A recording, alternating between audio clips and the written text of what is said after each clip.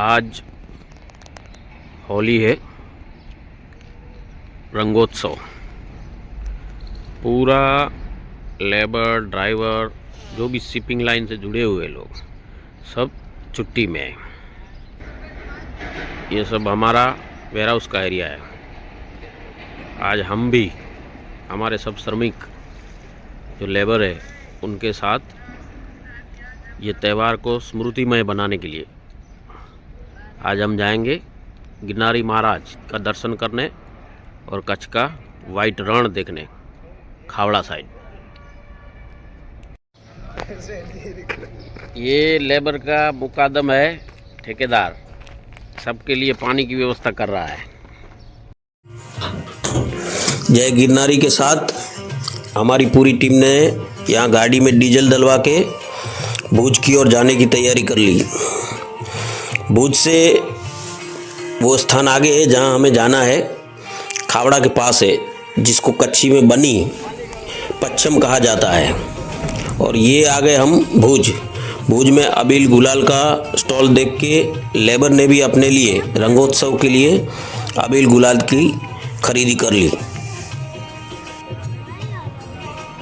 हम भुज से आगे खावड़ा की ओर चलते हैं तो बीच में भिरंडिया गांव आता है, जो देसी दूध का जो मावा बनता है उसके लिए वो प्रख्यात है और बड़ा ही टेस्टी मावा यहाँ मिलता है।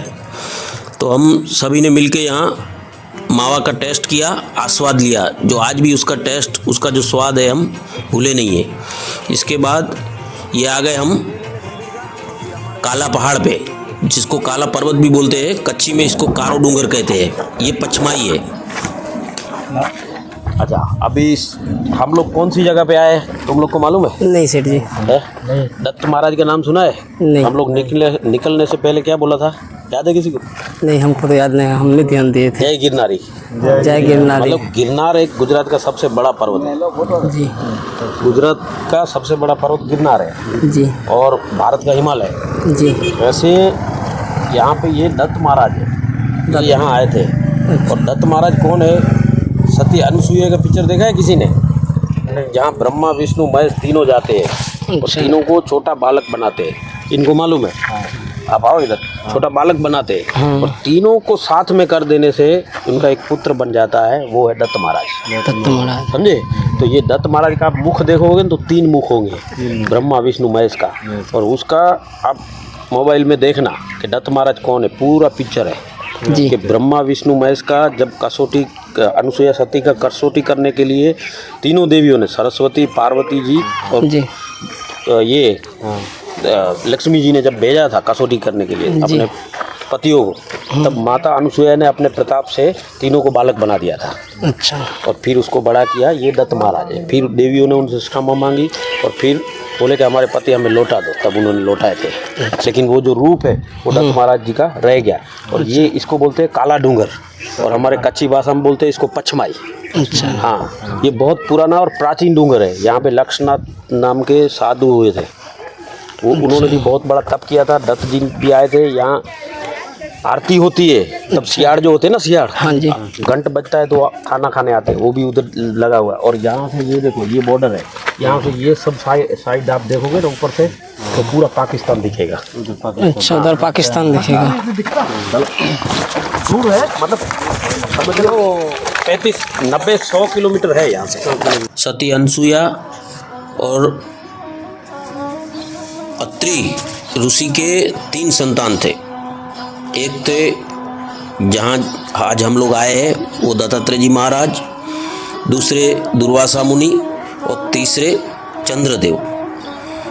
चंद्रदेव ने राज किया, इसलिए उनके जो वंशज है वो आज भी चंद्रवंशी कहलाते हैं। आज ये जो स्थान पे हम आए हैं, इसकी बात करें तो ये गुरु दत्तात्रेय का स्थान है।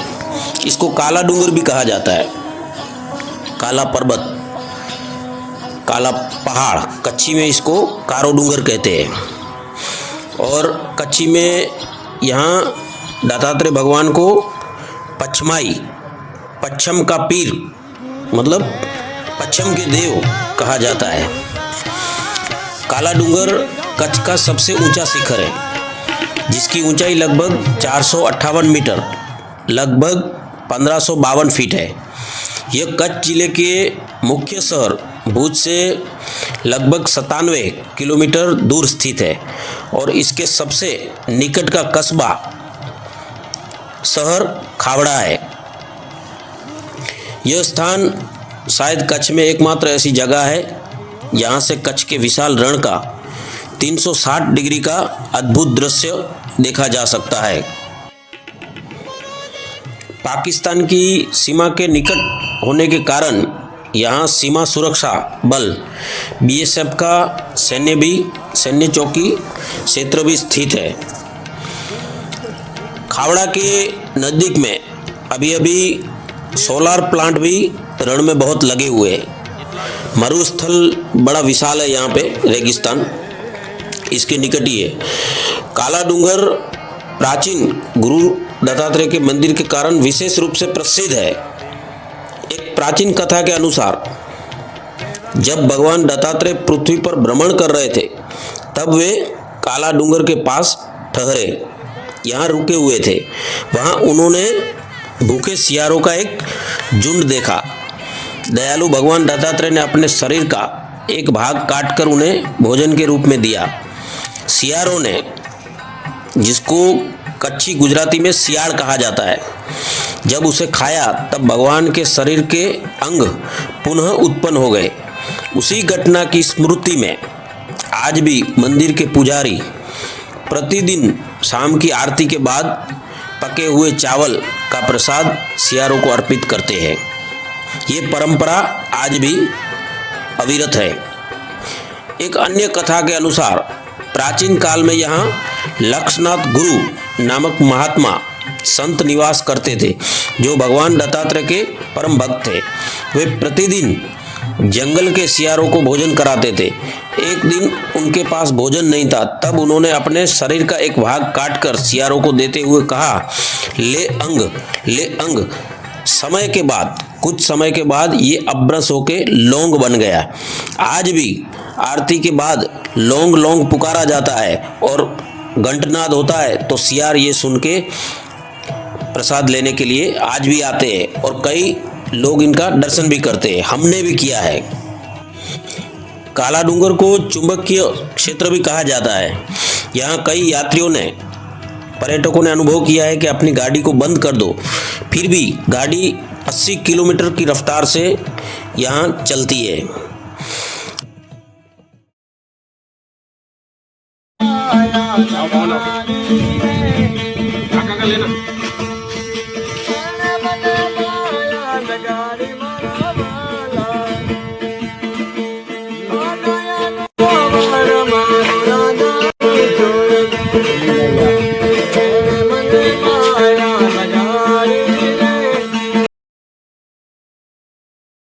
काला डूंगर की ऊंचाई पर विराजमान भगवान दत्तात्रेय को कच्छ का रक्षक माना जाता है। प्राचीन समय में जब कच्छ और सिंध के बीच लोगों का आना जाना होता था, तब यात्री काला डूंगर पर आकर भगवान दत्तात्रेय से अनुमति लेकर प्रसाद चढ़ाते थे और वापसी पर यहाँ श्रद्धापूर्वक भेंट अर्पित करते थे। हिंदू सनातन परंपरा के अनुसार भगवान दत्तात्रेय को भगवान विष्णु का अवतार भी माना गया है और ब्रह्मा विष्णु महेश का रूप भी कहा जाता है। मार्गशीर्ष शुक्ल पूर्णिमा के दिन दत्तात्रेय जयंती आती है, बड़े श्रद्धा उत्साह से मनाई जाती है। महाराष्ट्र, गुजरात, कर्नाटक, तमिलनाडु, हर जगह भगवान दत्तात्रेय का महिमा है और यहाँ भी भव्य उत्सव के रूप में यहाँ दत्त जयंती मनाई जाती है। कच्छ के उत्तर भाग में स्थित विशाल रण की सीमा पर खड़ा यह पर्वत भूवैज्ञानिक दृष्टि से भी अत्यंत प्राचीन है। माना जाता है कि यह पर्वत मूलतः अरावली पर्वत की श्रृंखला से जुड़ा हुआ है और लगभग 6.5 करोड़ वर्ष पुराना अर्थात जुरासिक काल का है।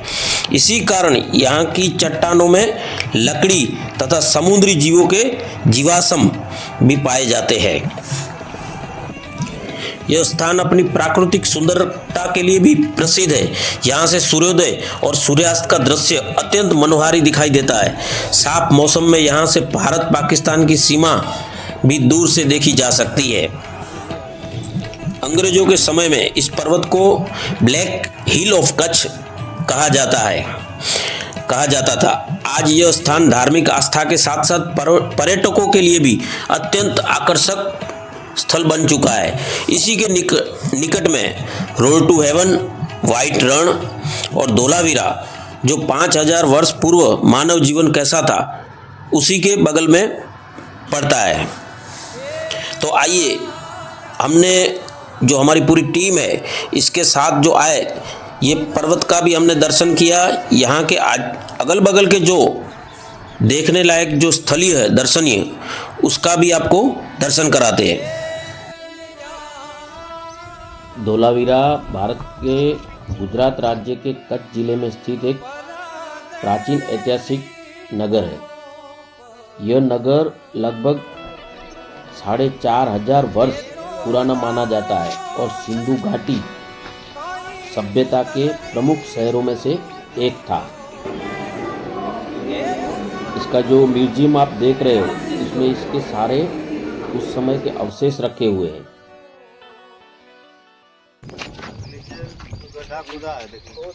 ये दक्षिणी जलाशय है इसका, मतलब दक्षिण, ये दिशा है ना, ये दक्षिणी दिशा है। अभी 5000 में तो बहुत कुछ हो जाता है, फिर भी देखो तब का बनाया हुआ अभी तक है अस्तित्व उसका। आज हम बनाएंगे वो कब तक रहेगा? हाँ, आ जाओ। इसके ऊपर क्या लिखा है? इस शहर की सड़कें, घर, किलेबंदी और जल निकासी प्रणाली बहुत योजनाबद्ध तरीके से बनाई गई थी। धोलावीरा में मिले अवशेष बताते हैं कि यह शहर व्यापार और संस्कृति का महत्वपूर्ण केंद्र रहा है। यहाँ खुदाई के दौरान पत्थर की इमारतें, मिट्टी के बर्तन, आभूषण, कई प्राचीन वस्तुएं मिली है। धोलावीरा सिंधु सभ्यता का ऐसा शहर है जहाँ एक बड़ा साइन बोर्ड, लिपि वाला पत्थर भी मिला है।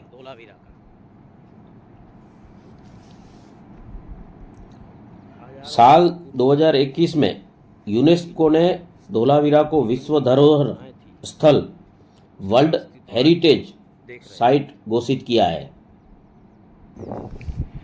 ये पूरा जलाशय बैकग्राउंड में आपको दिख रहा है।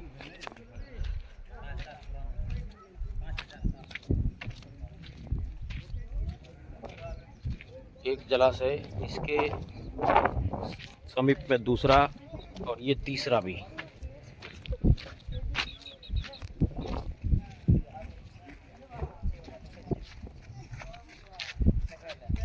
पूरी जल संग्रह।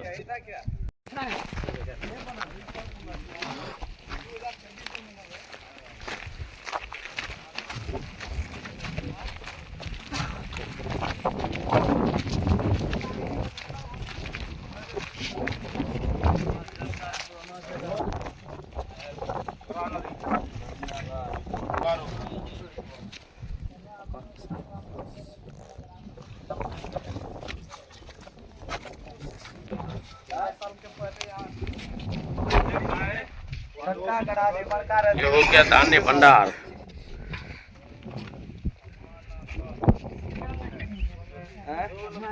जेल चाहिए पुराना जमाना का। ये और बोल के अगर हम गिरा दे रहे बस। अभी तो भर गेलो मट्टी से। भगवान सब घर इने रहे ना, भगवान सब के रे भगवान। आज धोलावीरा भारत और दुनिया के इतिहास प्रेमियों के लिए बहुत महत्वपूर्ण पर्यटन स्थल बन चुका है। यहाँ विश्व से कई लोग इसका अध्ययन करने, अभ्यास करने, इसका सर्वे करने के लिए बार बार आते रहते हैं। ये भारत की सीमा पर आया हुआ है। धोलावीरा ये गांव है और ये सिंधु संस्कृति और सभ्यता का पूरा उस समय का हजारों वर्ष पहले का दर्शन कराता है। यहाँ की मिट्टी आज भी हमें उस समय का अनुभव कराती है। इसके म्यूजियम में भी आपको उस समय के सारे जो वस्तुएं हैं वो भी देखने को मिलती है। इसके ऊपर एक पिक्चर भी आई थी मोहनजोदड़ो, वो भी देखने से आपको पता चल सकता है कि हड़प्पीय संस्कृति, सिंधु सभ्यता कैसी थी। हमारी पूरी टीम को हमने ये इतिहास की धरोहर धोलावीरा दिखाई।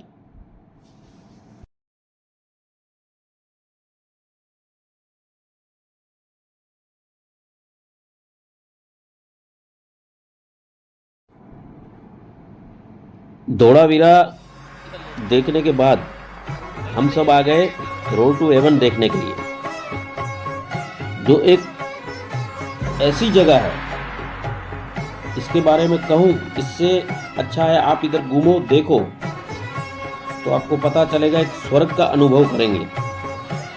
दोनों ओर पानी पानी, समुद्र जैसा दृश्य और इतना लंबा सड़क मार्ग, तो आपको ऐसा लगेगा कि आप स्वर्ग में विहार कर रहे हैं। यहाँ आप आएंगे तो यहाँ आप फोटो और वीडियो